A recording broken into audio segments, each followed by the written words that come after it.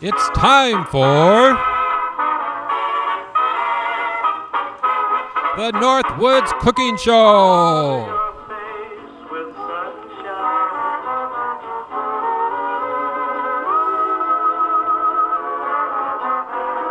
Starring Uncle Roy and Miss Callie, the troublemaking dog.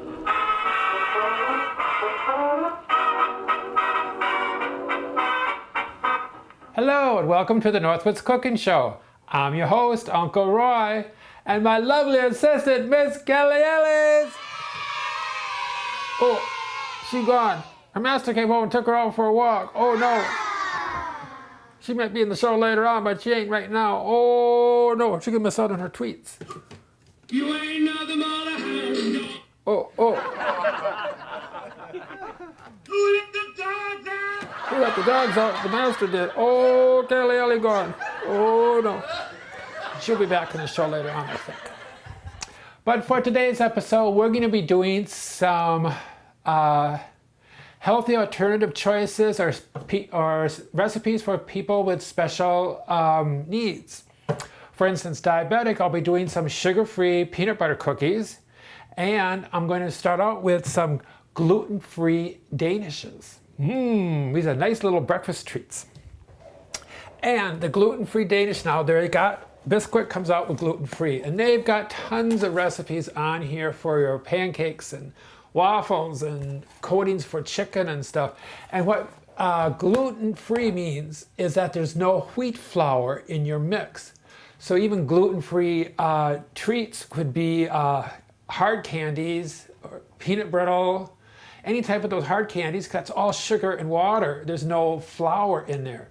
And flour is what contains gluten, but that is your wheat flour. Wheat is what has the gluten in it. So if you use like rice flour or corn flour type of recipes, those are gluten-free. And you will notice that too with your Chex cereals. They have corn Chex and rice Chex, and they say gluten-free right on the box, and they always have been. Even Rice Krispies are gluten-free because it's made from rice flour and not from corn. Wheat. So you don't want to have the wheat flour, is what the gluten-free is. And that's what this Bisquick is. So this is great for people who want to have a gluten-free diet. I use this a lot at the old folks home that I work at because a lot of the elderly people are on gluten-free diets. Quite a few of them we have there. And I have to take and make special treats for them. And so this is one recipe I'm going to share with you using the Bisquick gluten-free mix. This recipe isn't on the box, so pay attention. The recipe makes a large batch. And I don't make that large a batch because not that many people, there's not enough people to eat up the whole batch. So I'm just going to make a half a batch. But you can double this if you want to make a larger batch. That's very easy to do. But what I'm going to do first is we're going to have 1 cup of the gluten-free mix. And what this is, if you look on the box for the ingredients, the Bisquick gluten-free mix is rice flour, is what it is. But then they also have other additives in here too, you know, your baking powder and soda, etc. So it's a baking mix too, so it helps rise rather than just plain flour. So we want to have 1 cup of the gluten-free Bisquick mix, along with 2 tablespoons of butter. And you want to have this somewhat softened up, because we're going to take and just mix this all together. I'm just cutting this in just to make it easier to blend in with the flour. This should be more room temperature, and this is a little chilled, so it's not quite soft. But it's easier if you have it at room temperature. It distributes evenly. Then we need a tablespoon of white sugar. And we're going to take and mix this together. And I'm just going to probably take a fork for now to start out with. It's just like cutting in shortening to your pie crust. Because you want to try to get this crumbly. It's even better too if you probably just put this through the food processor. It'll get nice and crumbly too, like we do our pie crust. Oh, there goes a bunch of sod. I'm going to put grass in at Lake Byron down at the end of the street. Tore down all these beautiful houses just to put in a water reserve tank or whatever for the neighborhood. And they let the trees go to shot. They let the grass go to shot. It's just terrible. They spent all this money to fix it, to make it look beautiful, and it looks just an eyesore. So the neighbors, we got together and really complained a lot. So now they're finally going to refix it, at least plant in some new sod to make it look decent, so it's all dirt and rocks. Anyway, we're all done with this. And now to this we need a 1/3 cup of milk and a 1/2 teaspoon of almond flavoring. That helps to give it the little Danish flavor, because we Scandinavians, there's a lot of almond flavoring in our dishes, in our baked goods. That and cardamom.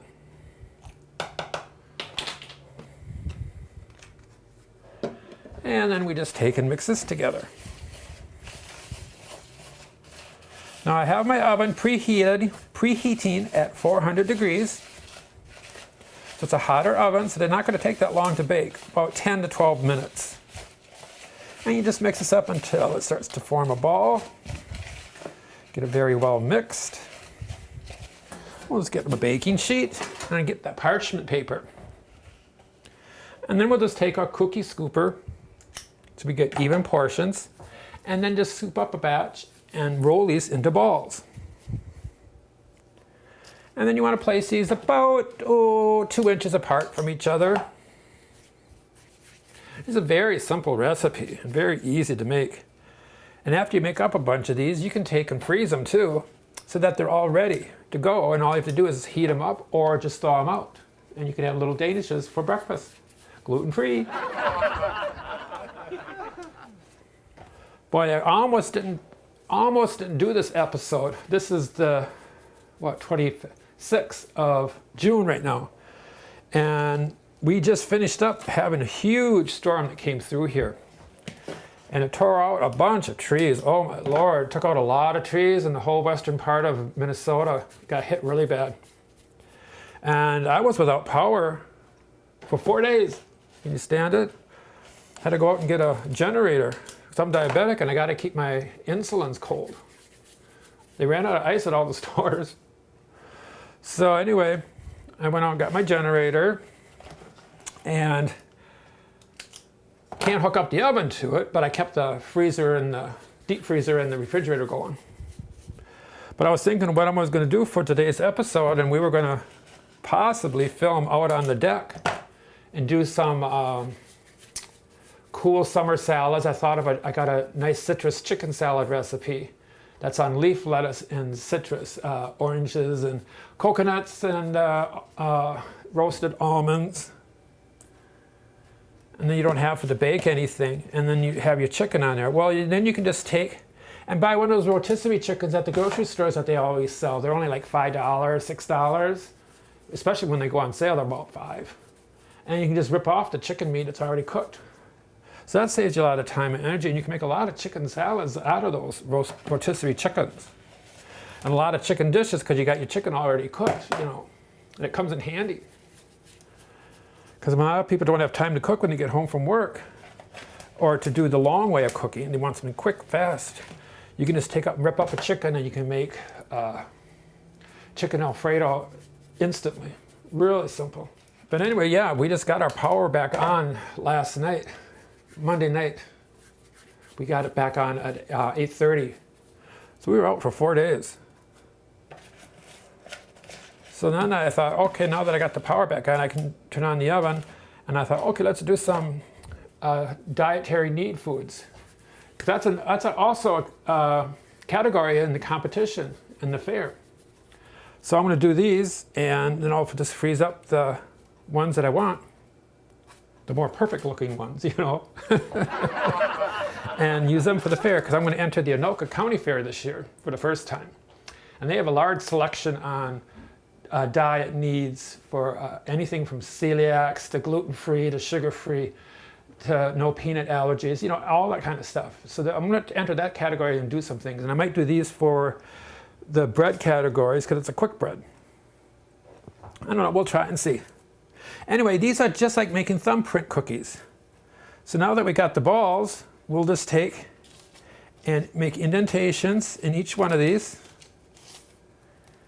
And then you can fill them with whatever flavor of jam that you have, because your jams and jellies, they're all gluten-free. There's no wheat flour in there. So I think I've got some apricot, and I also have some rhubarb jam too, and blueberry. I got different flavors. So you can just put in whatever flavor you want to, and just put a little dab, about a teaspoon or so, in the center of each of your little pastries. But after this, we're going to do some sugar-free cookies. I'll make those peanut butter cookies that I make. And they're both, well, one recipe I have is for gluten-free peanut butter cookies. Another recipe I have is for sugar-free peanut butter cookies. But I'm going to combine the two together and make gluten-free and sugar-free peanut butter cookies all in one. So now we got our jam on. This is purple winning ribbon. Hennepin County Fair. I got a first place on my apricot jam, and I got the sweepstakes, the purple ribbon. So this is the best of the best. A double good recipe for my apricot jam. Turned out fabulous. So we got the best apricot jam in all of Hennepin County on these pastries for these gluten-free danishes. Now these go in the preheated 400-degree oven for about 10 to 12 minutes until they're lightly brown. And then we'll take them out and cool completely. And then we can just drizzle a little powdered sugar frosting over them. And we'll just take these out and see what our gluten-free danishes are like. And remember, whenever you're baking, always set it for the minimum time first. You can always stick in longer, but once you pass that point, and if it gets too dark, you can't go back. So whenever you're baking in your breads, cakes, cook, minimum time first, check and test it, and then leave it in longer if you have to. So we'll do the 10 minutes first, and then we'll be right back. Okay, while the pastries are baking, we'll take and make up the sugar-free, gluten-free peanut butter cookies. Ooh, this is going to be an experiment. I'm sure it's going to work out good. I haven't done this one yet. I've done a gluten-free peanut butter cookie, which is 1 cup peanut butter, 1 cup sugar, and 1 egg. I'm only doing half a batch. So it's going to be a half cup peanut butter, a half cup of Splenda, and half an egg. Now, what's half an egg? It's 2 tablespoons. Sometimes I have recipes that call for half an egg. And people just say, well, how do you crack open half an egg? Well, you just take an egg and you mix it up in a little cup or whatever. And then you just measure out 2 tablespoons of what you need. Now, this is my Splenda blend that I made. This isn't all Splenda. What this is, ooh, telephone. What this is you take your Splenda, you take 1 cup of Splenda, put that in a little bowl. You add a half teaspoon of baking powder and a half cup of powdered milk. Mix this together and just keep it covered. That is your mix. Now, whenever you do a recipe and you want to substitute the Splenda mix here for sugar, for white sugar that it calls for in the recipe, you just measure out of the mix the exact amount of sugar as you would in the recipe. Oh, Callie, we got bells and buzzers going on all over the place. So let me check those pastries. A half a cup, because we're doing a half a batch. Half an egg then instead of 1. So that's going to be 2 tablespoons of egg, mixed up egg. 2. And then a half cup of peanut butter. Now I'll be eating these up, but since I'm diabetic, this would be a great treat for me. But I don't need to make up that many cookies, a whole batch. I'm not going to sit there and eat a whole batch of cookies in a day or two. Well, some people do. You never know. That's why I'm only cutting the batch, and that's why I'm cutting the batch in half. But like I said, you could take and freeze the leftovers if you want to, and then that way you always have cookies on hand, you know, whenever you need them. So now we'll just take and mix this together until it's thoroughly blended. And these are a little trickier to make, because you got to have patience with these, because there is no flour in here. It's just peanut butter, egg, and the sugar substitute. Now the reason why I put that mixture together, because if you use just all Splenda, your cookies will come out and your baked products will come out on the harder side. I don't know if you've ever done that before and tried them. They've been getting hard and crunchy. So that's why I have the mixture, and the mixture helps to soften out the cookies, your baked products, etc. So we'll just put these together. So now we take and turn the oven down to 325. This is a lower temperature and it's going to be a longer baking process. But now we just take and portion off our cookies just the same. Use your scooper, so then they're all the uniform size. And we just roll these into balls. Now you don't have to take and roll these into sugar because we're doing this sugar-free. And when you crisscross these, you don't have to take and dip the fork in sugar either. You do it in flour. Now for competition at the state fair level, they like a peanut butter cookie with no vanilla in it, which this one doesn't have. It's just very few simple ingredients, that's it. But then it comes across as being a more powerful flavor of peanut butter, which is what they're looking for. So for competition, I'll just do the same recipe, but I'll do it the regular way with the sugar in it, peanut butter, and the full egg. And then just portion off the cookies that way. So this is the sugar-free and gluten-free version. And it doesn't come up with a full ball there. It's got a little bit short. Oh, that's a sample. That's a sample. So now, what you would normally do then is dip your fork in flour when you crisscross instead of sugar.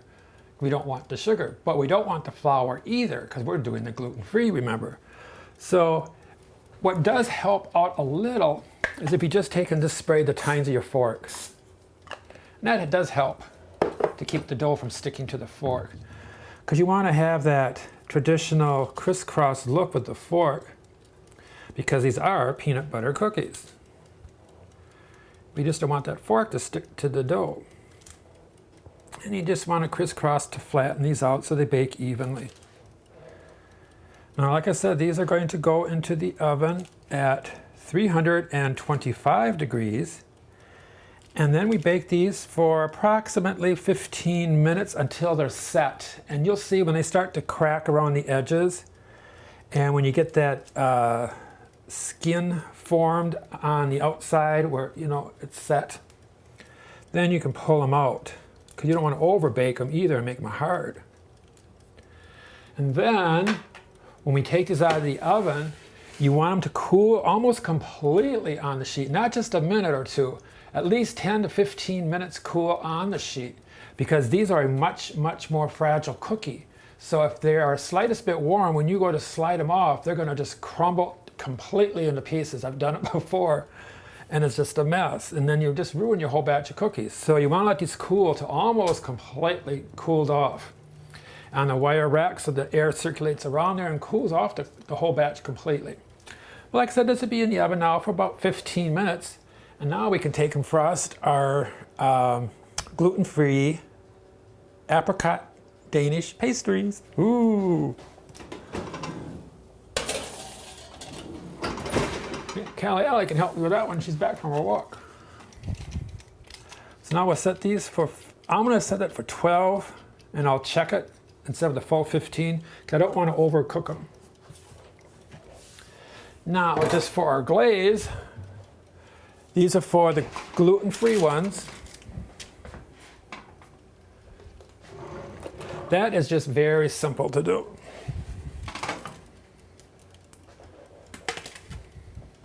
Because all we have to do is just powdered sugar and a little hot water, and that makes an instant glaze. Now you can put a little butter, softened butter in there, and a little flavor in if you want to make a thicker frosting. But we're not, it's not necessary because we're not making a big frosting ordeal. It's just a little drizzle of frosting over the cookies, just for appearance and for a little taste. So just a plain powdered sugar and hot water works good. You want to make sure it's hot water because that dissolves the sugar much nicer. It makes it smoother. And you want to be careful when you put in your powdered sugar and water, just a few drops at a time, because that water dissolves a lot of powdered sugar all at once, and it'll get extremely runny on you really fast. So just do a few drops at a time. You can always add more, but you can't take it out once it's done. So I can put in a little bit more powdered sugar, but see, you don't want to go back and forth, so just a little bit of water at a time. And then you get to the nice thicker consistency. Now you can take in the back of the spoon and just, slob it on there if you want to. But a cuter way, a nicer, more professional looking way, just get your Ziploc. Let's get a little tiny sandwich one. And just scoop up your frosting and lay it in your Ziploc towards one corner side of the bag. And we'll do that with all the frosting. It can all go in at once. That's why you don't need to make a whole big huge batch, because you're only doing, we're only garnishing the pastry. We're not, frosting a cake, so you only need a little bit. And we'll just squeeze that down to the corner. And then just take a sharp knife or a scissor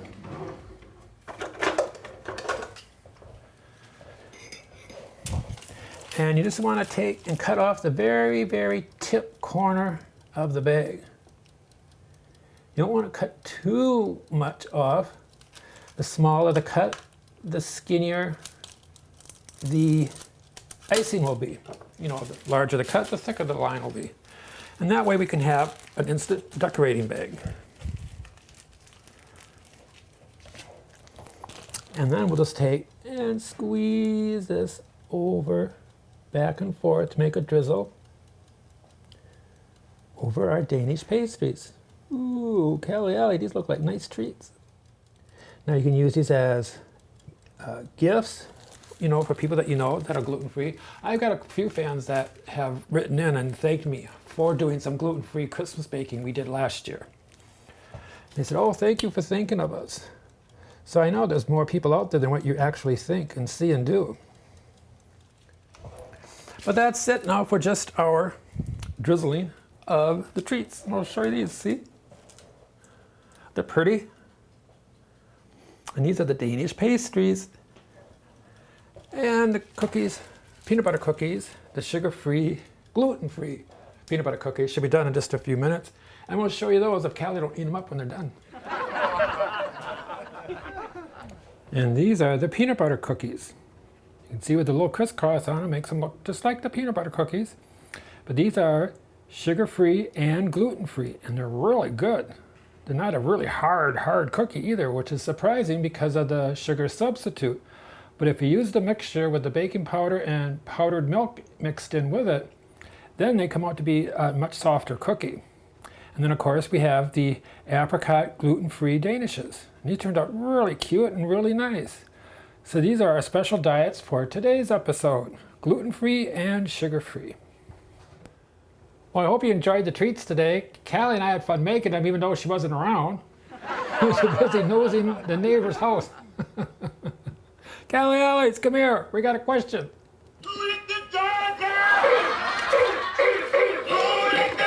Come here. Come here, treat. Callie. Oh, treat. Come here. Come here. Come here.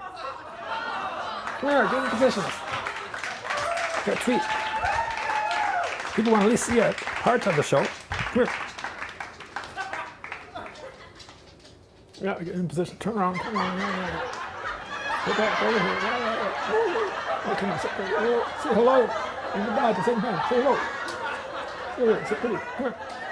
Sit. Sit. Sit. Callie, sit. Oh, you can barely open your mouth.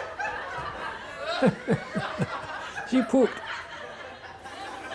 Anyway, answer the question Callie and Sue wrote us this week. Dear Uncle Roy and Miss Callie, is there a difference in spaghetti sauce between the cans and jars? Signed, Karen of Ann Arbor, Michigan. Oh, hello, Ann Arbor. Callie, that's our sister city in Ann Arbor. Oh. No, Karen, no, there really isn't any difference, except, well, there's a big difference in price, but the material inside, the sauces themselves, are generally made out of the same products, the same tomatoes they pick out in the fields and everything else, so they're all made similar. The difference in pricing is huge. The can, they're like about 2/3 cheaper than the jar. And they're the same type of spaghetti sauce. They're wonderful. And I've gotten jars when they're on sale, and then I usually get canned myself normally because it is so much cheaper. And you can doctor them up so easily with your own fresh vegetables if you want to, or adding more garlic or basil to it, you know, depending on your preference for taste, or even adding different types of cheeses to it. And the sauces, generally speaking, are all really good. I haven't had one that's been really bad, or else they're not going to sell it. But if you doctor up any of those cheaper ones with your own ingredients, which you're going to do anyway when you make your recipe, you always add fresh vegetables to even the really good jar stuff too. So it just, you don't want to doctor up. You just don't want to get heavy in the spices, because your garlic powders and your Italian seasonings, the powders, you want to use sparingly, and your fresh herbs and spices, you want to use sparingly also, because they can be quite pungent. So just be careful on not overdoing, because once you put in, again, you can't take it out. So just little at a time. So we hope that answers your questions, Karen. And for Miss Callie and myself, You ain't nothing but a hound dog. Callie.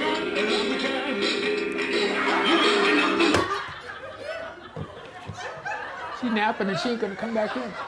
We want to say, eat healthy, be safe, and spread the sunshine. Bye-bye. Say goodbye, Callies.